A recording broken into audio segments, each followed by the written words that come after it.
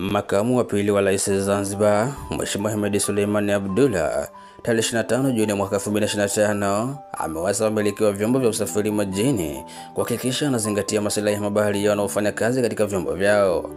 Amesema hayo wakati wa sherehe za maadhimisho ya siku ya mabaharia duniani zilizofanyika katika ukumbi wa Idris Abduli Wakili Zanzibar. Amesema kwa mabaharia wengi wanaendelea kuishi maisha magumu kutokana na mishahara duni na kufanya kazi katika mazingira magumu pamoja na kutopatiwa matibabu wanapopata ajali au wanapougua. Ameongeza kwa mabaharia wengi hawana mapumziko wala likizo na wanapostaafu hawana kiinua mgongo, na kwa wale wanaokufa wakiwa kazini jamaa zao hawalipwi fidia stahiki.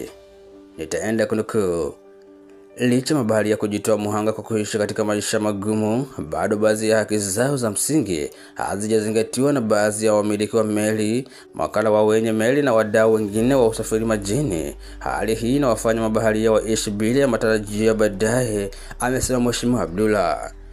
Mheshimiwa Abdullah amesema kuwa serikali imechukua hatua mbalimbali kushughulikia masuala ya mabaharia katika sera na mipango ili kuimarisha sekta ya usafiri nchini, ikiwemo kuandaa mpango mkuu wa usafirishaji wa mwaka 2006, sera ya taifa ya usafiri ya mwaka 2008, na sera ya taifa ya uchukuzi ya mwaka 2003, na sera ya ushirika wa sekta binafsi na sekta ya umma ya mwaka 2009. Sera hizi pamoja na sheria za kazi na za uanzishwaji wa mamlaka za usafiri baharini katika nchi yetu zinatambua nafasi ya kazi ya ubaharia, amesema Mheshimiwa Hemed.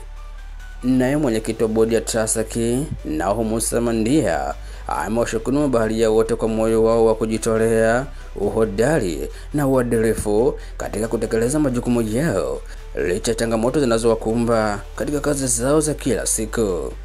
Maadhimisho ya siku ya mabaharia duniani yalifikia kikomo tarehe 25 Juni mwaka 2025, ambapo mabaharia na wadau mbalimbali walikutana kuadhimisha siku hiyo.